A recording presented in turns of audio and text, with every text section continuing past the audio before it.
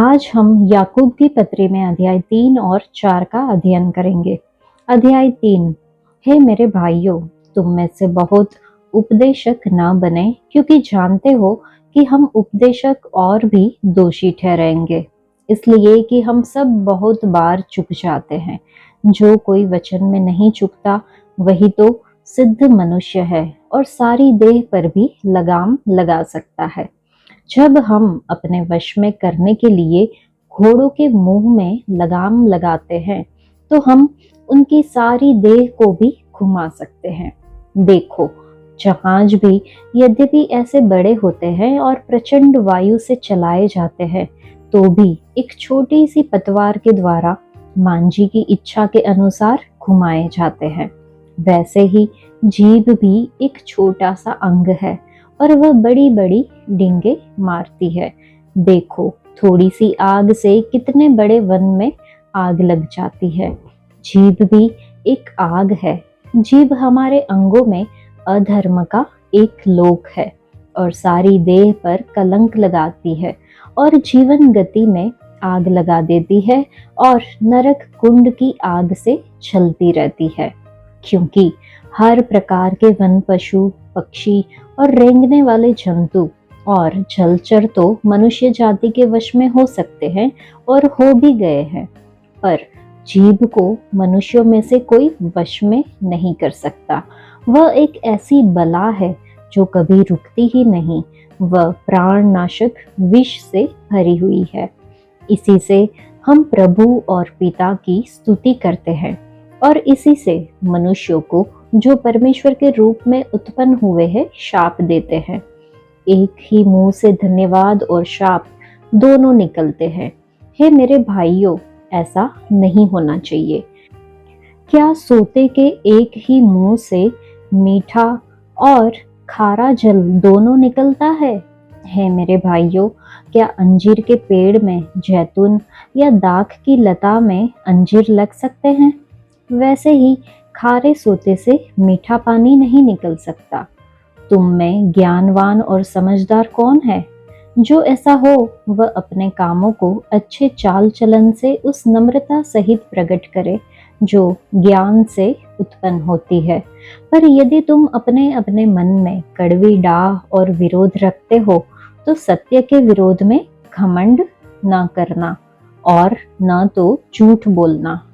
यह ज्ञान वो नहीं है जो ऊपर से उतरता है, वरन सांसारिक और शारीरिक और शैतानी है। क्योंकि जहाँ डाह और विरोध होता है, वहाँ बखेड़ा और हर प्रकार का दुष्कर्म भी होता है।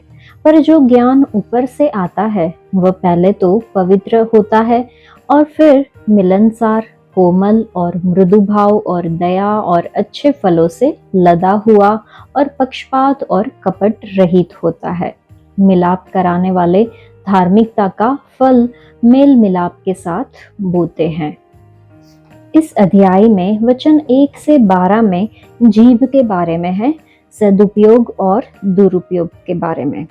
इसके पहले 12 वचनों में जीभ से संबंधित बातें पाई जाती है।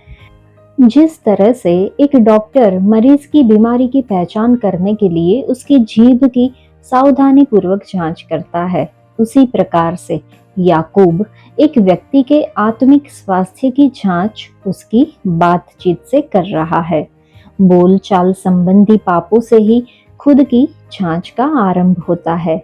याकूब इस हाजिर जवाब व्यक्ति से अवश्य ही सहमत होता जिसने कहा है, अपनी जीभ को लेकर सावधान रहो। यह एक ऐसा गीला स्थान है जहां एक व्यक्ति आसानी से फिसल सकता है। इस विषय का आरंभ परमेश्वर के वचन का शिक्षक बनने की उतावली के विरुद्ध एक चेतावनी के साथ किया गया है। यद्यपि यहाँ पर जीभ का सीधा सीधा उल्लेख नहीं पाया जाता, लेकिन इसका मतलब यह है कि जो अपनी जीभ का प्रयोग पवित्र शास्त्र की शिक्षा देने के लिए करता है, वह परमेश्वर और मनुष्य के प्रति अतिरिक्त उत्तरदायी हो जाता है। तुम में से बहुत उपदेशक न बने, उसको इस तरह से भी समझा जा सकता है कि उपदेशक बनने के लिए अति महत्वाकांक्षी न हो। इस वाक्य की व्याख्या उस व्यक्ति के वरदान पर एक रोग के रूप में लागू नहीं किया जाना चाहिए, जिसे वास्तव में परमेश्वर ने उपदेशक होने के लिए बुलाया है। ये एक सामान्य चेतावनी है कि इस सेवकाई को हल्के में नहीं लेना चाहिए। जो सत्य के वचन का उपदेश देते हैं वे दूसरों की तुलना में अधिक दोषी ठहरेंगे यदि उनका व्यवहार उनके प्रचार के अनुरूप न हो। बाइबल की शिक्षा देना एक बहुत ही बड़ी जिम्मेदारी है। एक उपदेशक के लिए आवश्यक है कि वचन में उसे जो बातें दिखाई देती है उनका वह पालन करे। वह कभी यह आशा नहीं करे कि वह दूसरों से वैसा व्यवहार करवा सकता है जैसा खुद अपने जीवन पर लागू न किया हो। दूसरों पर उसके प्रभाव की सीमा इस बात पर निर्भर करती है कि खुद उसने कितनी उन्नति की है।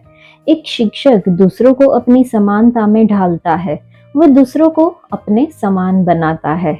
अगर वह पवित्र शास्त्र के किसी सत्य के अर्थ को हल्का कर देता है या अर्थ से हट जाता है, तो वह अपने विद्यार्थियों के विकास को बाधित करता है। अगर वह किसी भी रूप से पाप को अनदेखा करता है, तो वह अपवित्रता के जीवन को बढ़ावा देता है। नया नियम को छोड़ और कोई दूसरी पुस्तक अपने पाठकों पर इतना अधिकार नहीं रखती। ये यीशु मसीह के प्रति पूर्ण समर्पण के लिए बुलाहट देता है। नया नियम में इस बात पर जोर दिया गया है कि यीशु मसीह विश्वासी के जीवन के हर पहलू का प्रभु बने।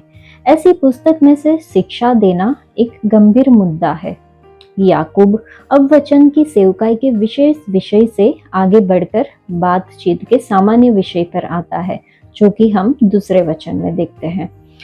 हम सब में प्रवृत्ति होती है कि हम बहुत से क्षेत्रों में चूक जाते हैं, परंतु जो व्यक्ति अपनी जीभ पर ऐसा नियंत्रण रख सकता है कि बोलचाल से संबंधित कोई गंभीर पाप न करे, तो वह एक सर्वगुण संपन्न और पूरी तरह से अनुशासित व्यक्ति है।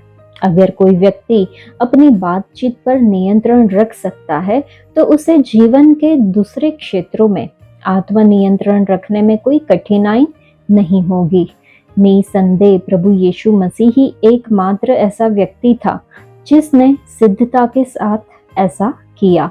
लेकिन एक अर्थ में हम में से हर एक सिद्ध हो सकता है, और वह है परिपक्वता, संपूर्णता और पूर्ण अनुशासन के अर्थ में।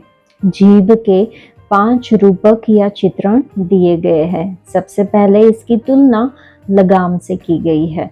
लगाम नियंत्रण करने वाली उन चीजों को कहा जाता है जो घोड़ों के सिरों पर से ले जाकर उनके मुंह में मुखरियों को पकड़कर रखती है। इस मुखरी में लगाम जुड़े हुए रहते हैं। यद्यपि मुखरी अपने आप में लोहे का एक बहुत ही छोटा टुकड़ा होती है, तो भी यदि कोई व्यक्ति उस मुखरी को नियंत्रित कर सकता है, तो वह घोड़े के संपूर्ण व्यवहार को नियंत्रित कर सकता है। इसी प्रकार से जीभ भी जीवन को नियंत्रित कर सकती है, अच्छे के लिए या बुरे के लिए। दूसरा चित्रण पतवार का है। जहाज की तुलना में पतवार बहुत ही छोटी होती है। इसका वजन जहाज के वजन की तुलना में बहुत कम होता है। तो भी जब पतवार घुमाई जाती है तो यह पूरे जहाज की दिशा को नियंत्रित कर लेती है। यह अविश्वसनीय है कि एक व्यक्ति इतने विशाल जहाज को इतने छोटे उपकरण की सहायता से नियंत्रित कर लेता है, तो भी यह सच है। इसलिए हमें जीभ के आकार को छोटा जानकर उसकी ताकत को कम नहीं आंकना चाहिए। यद्यपि शरीर की एक बहुत ही छोटी सी अंग है और यह दूसरे अंगों के भीतर छिपी रहती है, तो भी यह बड़ी बड़ी बातों पर घमंड कर सकती है, अच्छी और बुरी दोनों। जीभ का तीसरा चित्रण आग है। जलती हुई एक छोटी सी तिल्ली को यदि लापरवाही से फेंक दिया जाए तो इससे एक झाड़ी जल सकती है। आग इस झाड़ी से बढ़ते हुए पूरे वन को जलाकर खाक कर सकती है। माचिस की तिल्ली में ऐसे बड़े विनाश और उजाड़ की संभावना पाई जाती है। इतिहास का एक बड़ा विनाश सन 1871 में शिकागो का अग्निकांड था। ऐसा बताया जाता है कि इसका आरंभ तब हुआ जब श्रीमती ओलियरी की गाय ने उनकी लालटेन पर लात मार दी। ये सच है या नहीं हम नहीं जानते, लेकिन यह सच है कि यह आग 3 दिनों तक चलती रही और इसने नगर के 3.5 वर्ग मीटर से भी ज्यादा के क्षेत्र को जला दिया।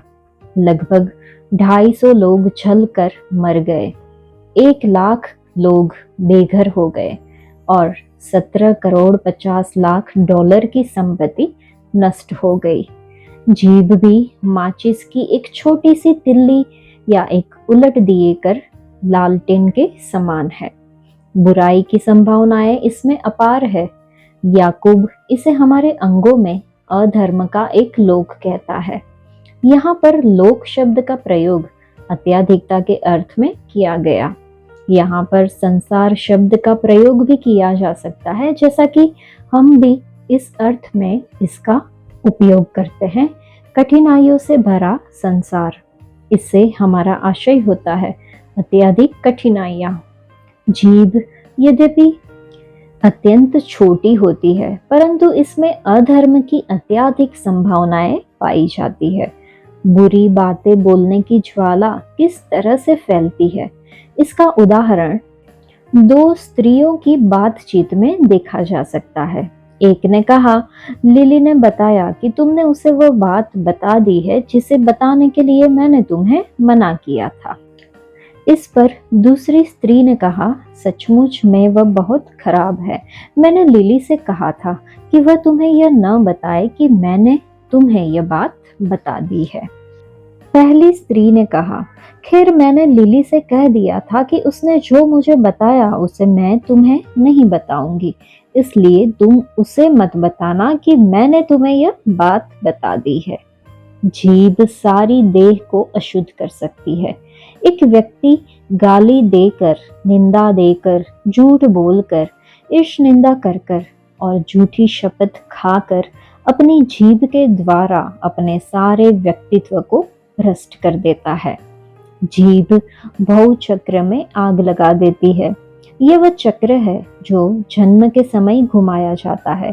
ये मनुष्य की गतिविधि के पूरे चक्र को दर्शाता है। एक बुरी जीभ न सिर्फ एक व्यक्ति के व्यक्तिगत जीवन को दूषित कर देती है, लेकिन ये उसकी गतिविधियों को भी भ्रष्ट कर देती है। यह सारी दुष्टता को मनुष्य के सारे व्यक्तित्व में, सारे जीवन के लिए प्रभावी कर देती है। एक दुष्ट जीभ नरक कुंड की आग में जलती रहेगी। सारी बुरी वाणी का स्रोत वही है। यह अपने स्वभाव में नारकीय है। इस स्थल में नरक के लिए गेहन्ना शब्द का प्रयोग किया गया है। इस स्थल को छोड़कर इसका प्रयोग नए नियम में सिर्फ प्रभु यीशु मसीह के द्वारा किया गया है। जीभ का चौथा चित्रण एक जंगली और वश में न किए जा सकने वाले प्राणी के रूप में किया गया है। सब प्रकार के पशु, पक्षी, सर्प और जलचर को वश में कर पालतू बनाया जा सकता है। पालतू हाथी, पालतू सिंह, पालतू बाज और पालतू मछलियां भी देखे जा सकते हैं। परंतु पशुओं को वश में करने की मनुष्य की सफलता उसकी खुद की जीभ को नियंत्रित करने के मामले तक नहीं पहुंचती। अगर हम ईमानदार हैं, तो हम यह अवश्य ही स्वीकार करेंगे कि यह बात हमारे जीवन में भी सच है। मनुष्य के पाप में गिर जाने के कारण शरीर के इस छोटे से अंग पर से उसका नियंत्रण चला गया है। मानव स्वभाव में वह क्षमता या सामर्थ्य नहीं है कि इस छोटे अंग को अपने अनुसार चला सके।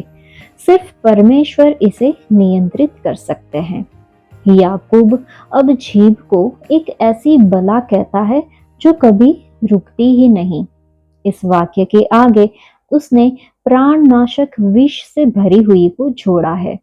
इसे पढ़कर ऐसा लगता है कि याकूब इसे लिखते हुए एक बेचैन सांप के विषय में सोच रहा था, जिसमें अत्यधिक मात्रा में जहर भरा हुआ है। इस जहर की 1 या 2 बूंद भी प्राणघातक हो सकती है। इसी तरह से जीभ मन को जहरीला बनाकर चरित्र को मार सकती है। हम सब जानते हैं कि दूसरों के बारे में कानाफूसी करना कितनी सहज बात है। हमने अपनी गलतियों को छिपाने के लिए कितनी बार दूसरों पर कीचड़ उछाला है और अनेक बार बिना किसी कारण के दूसरों को नीचा दिखाया है, उनकी आलोचना की है, उनकी हैसियत को घटाया है। इस हानि का आंकलन कौन कर सकता है? बहे आंसुओं का आंकलन, टूटेपन और प्रतिष्ठा पर आघात का आंकलन, और कौन उस अभागेपन को नाप सकता है जो इन सब के कारण हमारे जीवनों और हमारे परिवारों पर आया। इसके कारण उत्पन्न हुई भीतरी कड़वाहट, क्षमा मांगने की लज्जा, हमारे स्वास्थ्य पर दुष्प्रभाव। जिन माता पिता ने खुलेआम अपने संगी विश्वासियों की आलोचना की है, वे अब इस त्रासदी को देख रहे हैं कि उनके बच्चे भी इसी भावना को अपनाकर मसीही संगति से भटकते जा रहे हैं। अनुशासनहीन जीभ के लिए हमें जो कीमत चुकानी पड़ती है वह भारी भरकम है। इसका समाधान क्या है? प्रतिदिन प्रार्थना करें कि परमेश्वर हमें कानाफूसी, निंदा और बुरे बोलचाल से बचा कर रखे। किसी दूसरे व्यक्ति के बारे में नकारात्मक बात न करें। प्रेम बहुत से पापों को ढांप देता है। अगर किसी व्यक्ति के विरोध में हमारे मन में कुछ हो तो हम सीधे उसके पास जाएं, प्रेम से उसके साथ उस विषय पर बात करें और मिलकर प्रार्थना करें। छोटी छोटी चूक को बड़ा बताने की बजाय हम दूसरों में मसीह को देखने का प्रयास करें।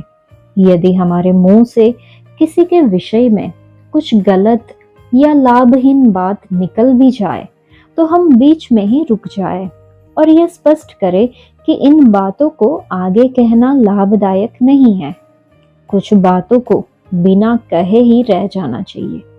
एक जीभ को अच्छे और बुरे दोनों ही उद्देश्य के लिए प्रयोग में लाना संगत नहीं है। ये पूरी तरह से अप्राकृतिक है। एक क्षण व्यक्ति अपनी जीभ से परमेश्वर को धन्य कहता है और दूसरे ही क्षण वह उसी जीभ से उन लोगों को शाप देता है जो परमेश्वर के स्वरूप में उत्पन्न हुए हैं। ये कितनी अटपटी बात है कि एक ही स्रोत से दो विपरीत परिणाम निकलते हैं। ऐसी स्थिति निर्मित नहीं होनी चाहिए।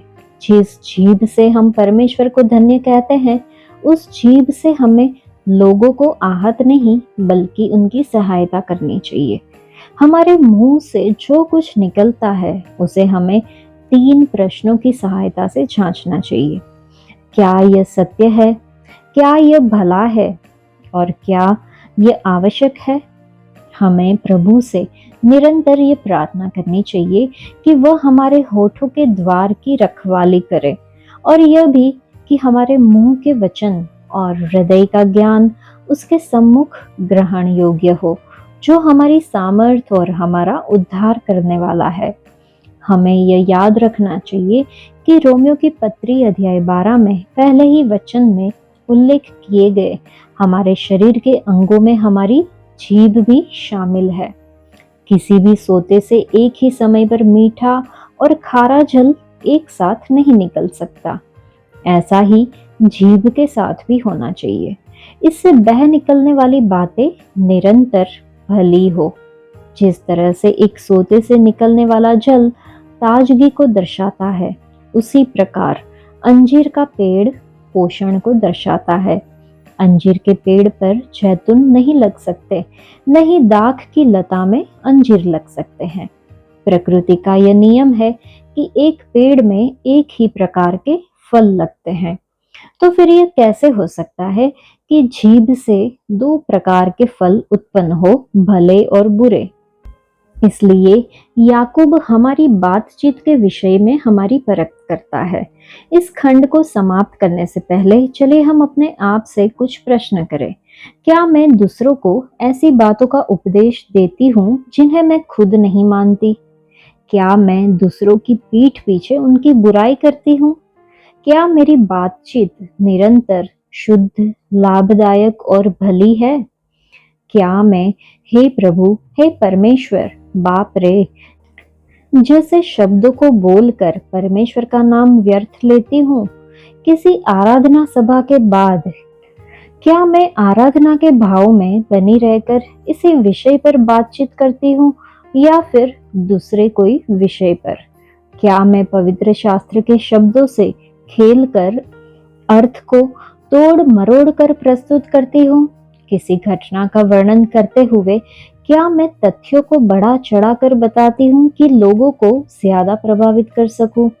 क्या सच बोलना मेरी आदत है, भले ही इसके कारण मुझे हानि उठानी पड़े, अपने मित्रों को खोना पड़े या दूसरों की दृष्टि में बुरा बनना पड़े?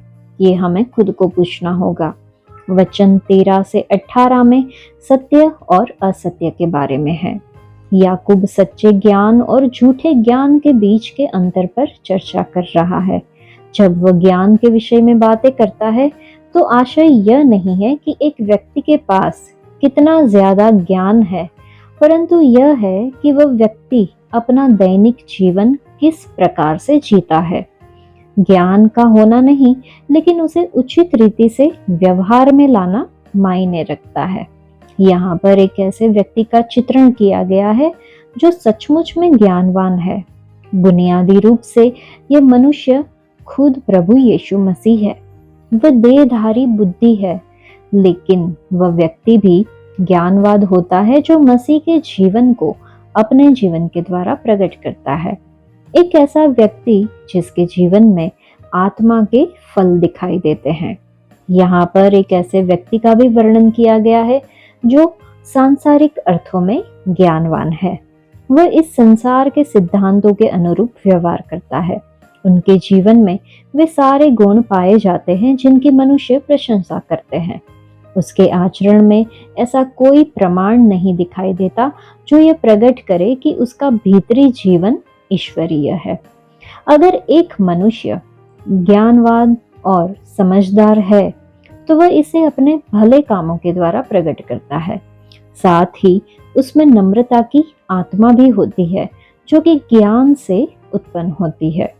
प्रभु यीशु जो सच्चे ज्ञान का साकार रूप है, घमंडी और अभिमानी नहीं था, वह नम्र और दीन था। इसलिए जितने लोग ज्ञानी हैं उन सब में सच्ची दीनता एक मुहर के रूप में दिखाई देती है।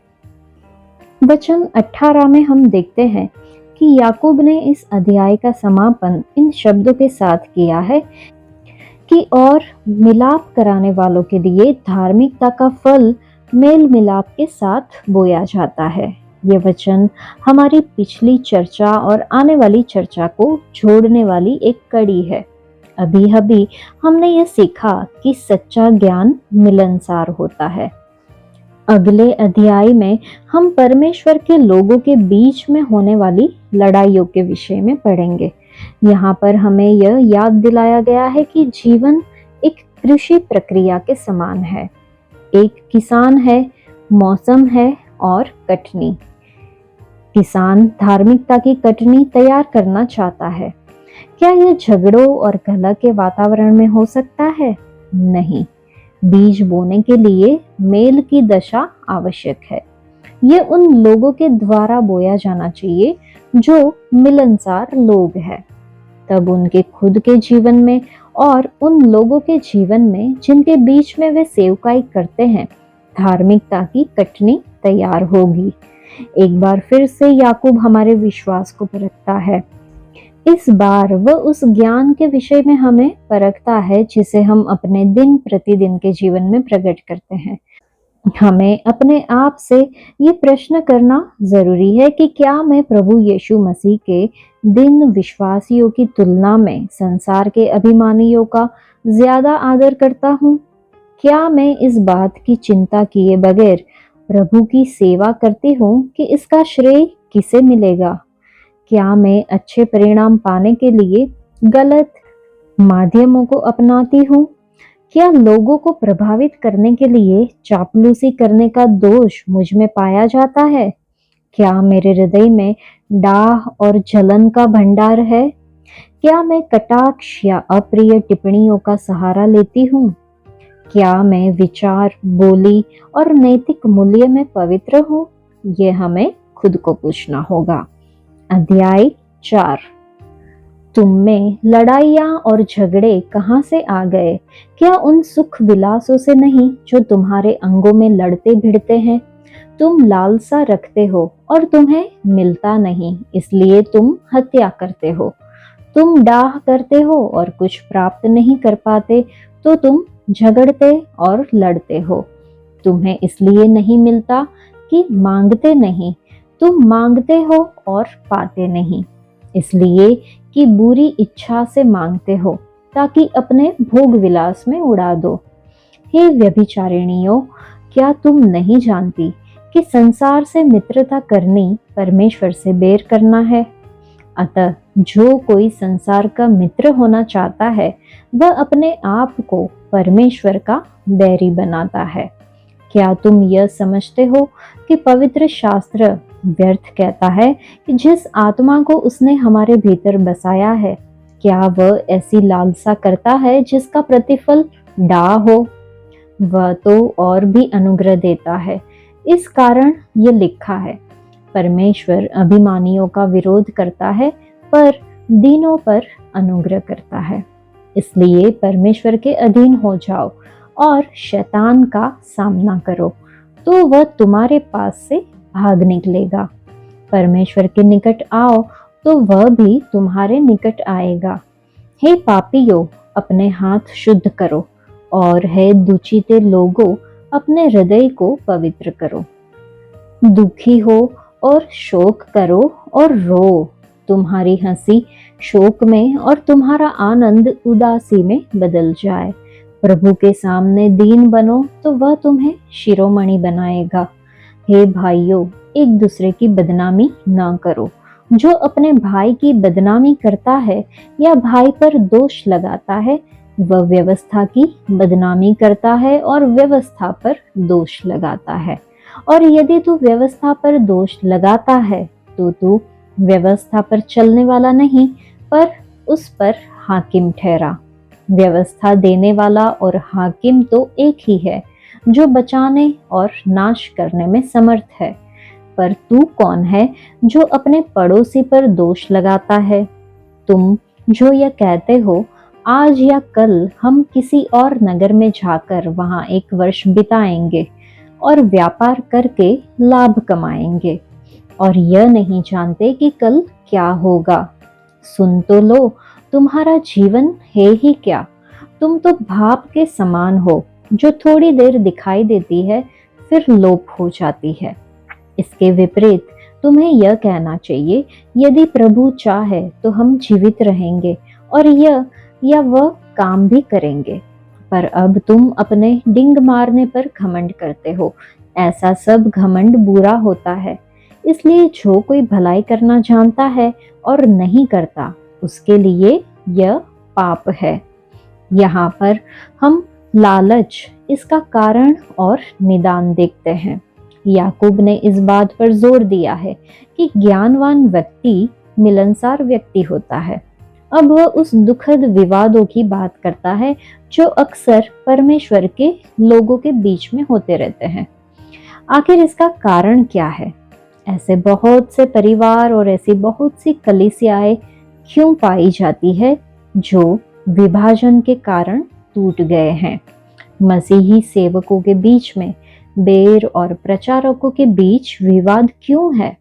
इसका कारण यह है कि धन और भोग विलास के लिए अपनी लालसा को पूरी करने और दूसरों को नीचे गिराने के लिए हम लगातार लगे हुए हैं। दुखद सच्चाई यह है कि मसीहियों के बीच में लड़ाइयाँ और झगड़े हो रहे हैं। ये कहना कि यह स्थल विश्वासियों पर लागू नहीं होता, एक अवास्तविक बात होगी, और हम हमारे लिए इस स्थल में दी गई शिक्षा को सीखने से वंचित हो जाएंगे। इन सारी लड़ाइयों का कारण क्या है? ये हमारी उन तीव्र लालसाओं से उत्पन्न होती है जो लगातार संतुष्टि के लिए संघर्ष करती रहती है। हमारे भीतर भौतिक धन संपत्ति जमा करने की लालसा रहती है। हमारे भीतर प्रतिष्ठा कमाने की चाह रहती है। हम सुख विलास के लिए और अपने शारीरिक लालसाओं को पूरी करने के लिए लालायित रहते हैं। ये शक्तिशाली ताकतें हमारे भीतर सक्रिय बनी रहती है। हम कभी संतुष्ट नहीं होते, हमें हमेशा अधिक से अधिक चाहिए, और तो भी लगातार ऐसा लगता है कि हमें वह नहीं मिल रहा है जो हम चाहते हैं। अतृप्त इच्छाएं इतनी शक्तिशाली हो जाती है कि हम उन सारी बातों को रोंद देते हैं जो हमारे मार्ग में अवरोध बनते हैं। याकूब कहता है, तुम हत्या करते हो। उसने इस शब्द का प्रयोग प्रतीकात्मक अर्थ में किया है। हम सचमुच में किसी की हत्या नहीं करते हैं, लेकिन हमारे भीतर से उत्पन्न होने वाला क्रोध, जलन और क्रूरता हत्या का बीज रूप है। हम लालसा रखते हैं और हमें मिलता नहीं। हमें दूसरों से ज्यादा और बेहतर वस्तुएं चाहिए, और इस प्रयास में हम अपने आप को एक दूसरे से झगड़ते और एक दूसरे को फाड़ खाते हुए पाते हैं। याकूब भौतिक वस्तुओं के प्रति अनुचित प्रेम को आत्मिक व्यभिचार कहकर इसकी निंदा करता है। परमेश्वर चाहते हैं कि हम सबसे पहले और सबसे ज्यादा उनसे प्रेम रखें। जब हम इस संसार की नाशमान वस्तुओं से प्रेम रखते हैं तो हम उनके प्रति विश्वास योग्य नहीं रह जाते। सांसारिकता परमेश्वर से बैर करना भी है। यहाँ संसार का अर्थ वह ग्रह नहीं है जिसमें हम रहते हैं, और न ही हमारे चारों तरफ की प्रकृति को संसार कहा गया है। यहाँ संसार एक ऐसे तंत्र को कहा गया है जिसे मनुष्य ने अपने आंखों की अभिलाषा, अपने शरीर की अभिलाषा और जीविका के घमंड को तृप्त करने के अपने प्रयास में बना लिया है। इस तंत्र में परमेश्वर और उसके पुत्र के लिए कोई स्थान नहीं है। ये कला, संस्कृति, शिक्षा, विज्ञान और यहाँ तक कि धर्म का भी संसार हो सकता है, लेकिन यह एक ऐसा क्षेत्र है जहाँ परमेश्वर के नाम को पसंद नहीं किया जाता, और यहाँ तक कि यह नाम लेना वर्जित भी है, सिवाय एक खोखली औपचारिकता के रूप में। संक्षेप में, ये सच्ची कलीसिया के बाहर मनुष्य जाति का संसार है। इस तंत्र का मित्र होना परमेश्वर का बैरी बनना है। इसी संसार ने जीवन और महिमा के प्रभु को क्रूस पर चढ़ाया था, बल्कि ये वह धार्मिक संसार ही था जिसने प्रभु को क्रूस पर चढ़ाने में प्रमुख भूमिका अदा की थी। ये कितना असोचनीय है कि विश्वासी कभी एक ऐसे संसार के साथ हाथ में हाथ डाल चलना चाहेगा जिसने उसके प्रभु की हत्या कर दी थी। वचन 7 से 10 में हमें सच्चे मन फिराव के लिए 6 कदम उठाने के लिए कहा गया है। याकूब पवित्र लोगों के पापों के विरुद्ध पुकार रहा है। उसके वचनों ने हमारे हृदयों को कायल करने वाले तीरों की नाई छेदा है। वे मानो परमेश्वर के सिंहासन से कड़कती बिजली के समान हम पर गिरे हैं। हम ये महसूस कर रहे हैं कि परमेश्वर हमसे बात कर रहे हैं। हमारे हृदय उनके वचनों के प्रभाव से झुक गए हैं। लेकिन अब प्रश्न यह है कि हम क्या करें? सबसे पहले हमें परमेश्वर के अधीन होना है। इसका मतलब यह है कि हमें उनके आगे समर्पण करना है, उनकी बात सुनने के लिए और उनका पालन करने के लिए तैयार हो जाना है। हमें कोमल और दीन बनना है, अभिमानी और हठी नहीं। उसके बाद हमें शैतान का सामना करना है। हम शैतान के सुझाव और परीक्षाओं की ओर अपने कान बंद करने के द्वारा ऐसा कर सकते हैं। हम पवित्र शास्त्र का उपयोग उसे दूर भगाने वाली तलवार के रूप में करने के द्वारा भी ऐसा कर सकते हैं।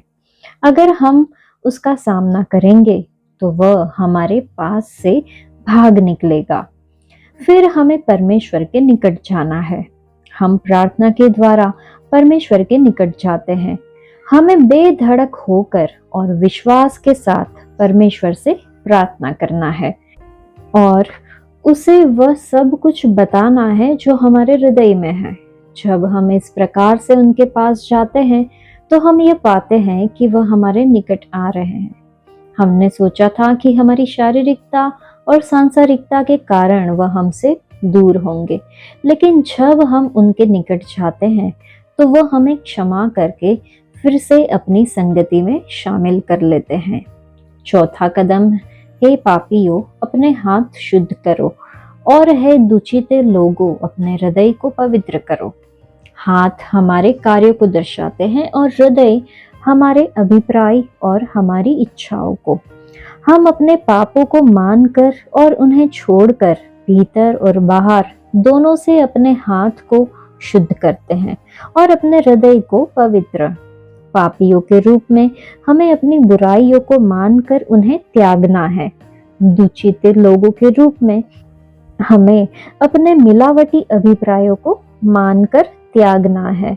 अपने पापों को मानते समय हमें अपने पाप के प्रति गहरा दुख महसूस करना चाहिए। दुखी हो और शोक करो और रो। तुम्हारी हंसी शोक में और तुम्हारा आनंद उदासी में बदल जाए, ऐसा लिखा है। जब परमेश्वर हमारे पापों के प्रति हमें कायल करते हैं तब हमारे लिए कोई हल्के में लेने वाला समय नहीं होता, बल्कि यह वह समय होता है जब हमें अपने आप को उनके सामने नीचे गिराकर अपनी पापमयी दशा, अपनी सामर्थ्यहीनता, अपने ठंडेपन और अपने बांझपन के लिए शोक करना है। हमें अपने आप को दीन कर अपने भौतिकवाद, अपनी गैर आत्मिकता और अपनी औपचारिकता के लिए रोना है। भीतरी और बाहरी दोनों रूप से हमें भक्तिमय मन फिराव के फल को प्रकट करना है। अंतिम बात, हमें प्रभु के सामने दीन बनना है। अगर हम सच्चाई से उनके चरणों की धूल में अपना स्थान लेते हैं तो वह समय आने पर हमें शिरोमणि बनाएंगे। जब प्रभु हम पर हमारी दशा को प्रकट करते हैं तो हमें इसी रीति से व्यवहार करने की जरूरत है, लेकिन अक्सर हम ऐसा नहीं करते।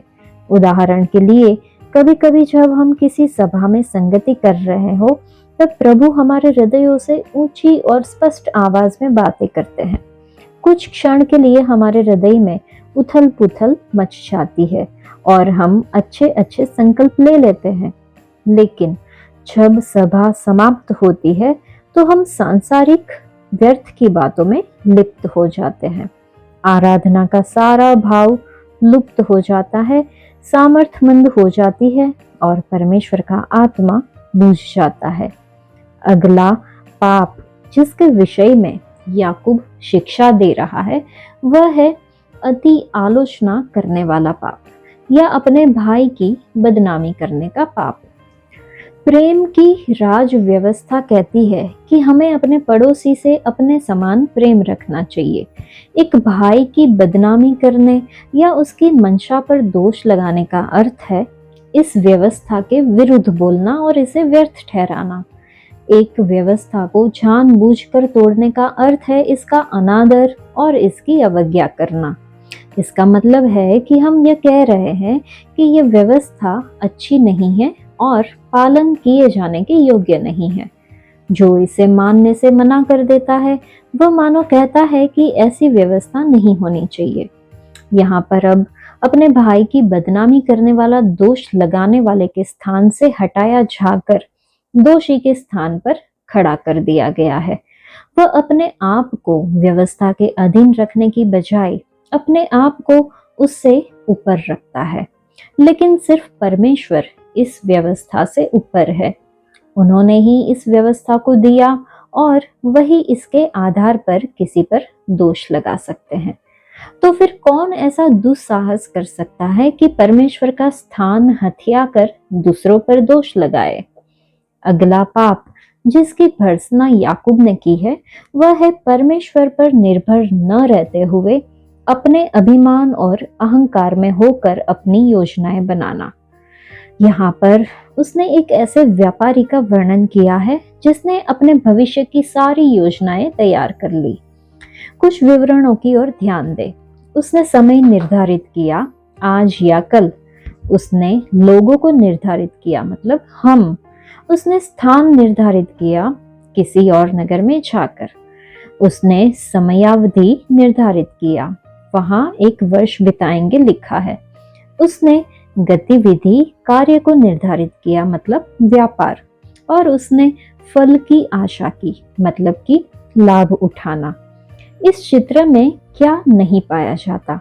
उसने परमेश्वर को इस व्यापार में कहीं पे भी स्थान नहीं दिया। जीवन में यह आवश्यक है कि हम भविष्य के लिए कुछ योजनाएं बनाएं, लेकिन ये सब अपनी इच्छा से करना पाप है। हम ऐसा करेंगे या मैं ऐसा करूं कहना पाप का मूल तत्व है। उदाहरण के लिए ध्यान दे, यशाया की पत्री में अध्याय 14 में वचन 13 और 14 में लूसीफर ने किस तरह से इस भाषा का प्रयोग किया है कि तू मन में कहता तो था कि मैं स्वर्ग पर चढ़ूंगा, मैं अपने सिंहासन को ईश्वर के तारागण से अधिक ऊंचा करूंगा और उत्तर दिशा की छोर पर सभा के पर्वत पर विराजूंगा, मैं मेघों से भी ऊंचे स्थानों के ऊपर चढ़ूंगा, मैं परम प्रधान के तुल्य हो जाऊंगा। यह सोचकर योजना बनाना गलत है कि कल अवश्य आएगा। अपने पड़ोसी से न कहना कि जा कल फिर आना, नीति वचन 3 में है। हम नहीं जानते कि कल के गर्भ में क्या छिपा है। हमारा जीवन क्षणिक और भाप के समान अनिश्चित है। हमें अपनी हर एक योजनाओं में परमेश्वर के साथ विचार विमर्श करना जरूरी है और उन्हीं की इच्छा के अनुसार हमें इन योजनाओं को बनाना है। हमें ये जानकर अपना जीवन व्यतीत करना है कि हमारी नियति उनके नियंत्रण में है। हमें यह कहना चाहिए कि अगर प्रभु चाहे तो हम जीवित रहेंगे और या वह काम भी करेंगे। इसलिए प्रेरितों के काम की पुस्तक में पौलुस कहता है अध्याय 18 में कि अगर परमेश्वर चाहे तो मैं तुम्हारे पास फिर आऊंगा, और पहले कुरिन्थियों की पत्री अध्याय 4 में वचन 19 में उसने लिखा है कि प्रभु चाहे तो मैं तुम्हारे पास शीघ्र ही आऊंगा। वचन 16 जब हम पढ़ते हैं तो याकूब लिखता है, पर तुम अपनी डिंग पर घमंड करते हो। मसीही लोग भविष्य के लिए अपने द्वारा बनाई गई अभिमानी योजनाओं पर घमंड कर रहे थे। वे अभिमान से भरकर अहंकार कर रहे थे कि उनकी समय सारिणी में कोई भी बाधा नहीं लाई जा सकती। वे इस तरह से व्यवहार कर रहे थे मानो वे खुद अपने भविष्य के प्रभु हो। ऐसा सब घमंड बुरा होता है क्योंकि यह परमेश्वर को बाहर रखता है। इसलिए जो कोई भलाई करना जानता है और नहीं करता उसके लिए यह पाप है, ऐसा लिखा है। इस संदर्भ में भलाई करने का अर्थ है अपने जीवन के हर क्षेत्र में परमेश्वर को अपने साथ शामिल करना, हर क्षण उन पर निर्भर होकर अपना जीवन व्यतीत करना। अगर हम जानते हैं कि हमें ऐसा करना चाहिए तो भी नहीं करते तो हम सीधे सीधे पाप कर रहे हैं। निसंदेह ये सिद्धांत ढेर सारी बातों पर लागू होता है। जीवन के किसी भी क्षेत्र में भलाई करने का अवसर हमें भलाई करने की जिम्मेदारी को सौंपता है। अगर हम ये जानते हैं कि सही क्या है तो हम अपना जीवन इस प्रकाश में व्यतीत करने के लिए बाध्य है। ऐसा कर पाने में असफल हो जाना परमेश्वर के विरुद्ध, एक दूसरे के विरुद्ध और खुद के विरुद्ध पाप है। अध्याय 4 में याकूब ने लालच और लड़ाई झगड़े के विषय पर, बुरी बातें बोलने के विषय पर और प्रभु से परामर्श लिए बिना योजना बनाने के विषय पर हमें परखा है। इसलिए चलिए हम अपने आप से कुछ प्रश्न पूछे। क्या मैं लगातार अधिक से अधिक भौतिक वस्तुएं प्राप्त करना चाहती हूँ, या जो कुछ मेरे पास है क्या उसमें मैं संतुष्ट हूँ? क्या मैं उन लोगों से ईर्ष्या करती हूँ जिनके पास मुझसे ज्यादा चीजें या फिर धन है? क्या मैं किसी वस्तु को खरीदने से पहले प्रार्थना करती हूँ? जब परमेश्वर मुझसे कुछ कहते हैं तो क्या मैं उनकी बात सुनकर मानती हूँ या फिर उनसे विपरीत चलती हूँ? क्या मैं दूसरों के बारे में बुरी बातें बोलती हूँ? क्या मैं परमेश्वर से परामर्श लिए बिना अपनी योजनाएं बनाती हूँ? आज के लिए इतना ही। परमेश्वर आप सबको आशीष दे। धन्यवाद।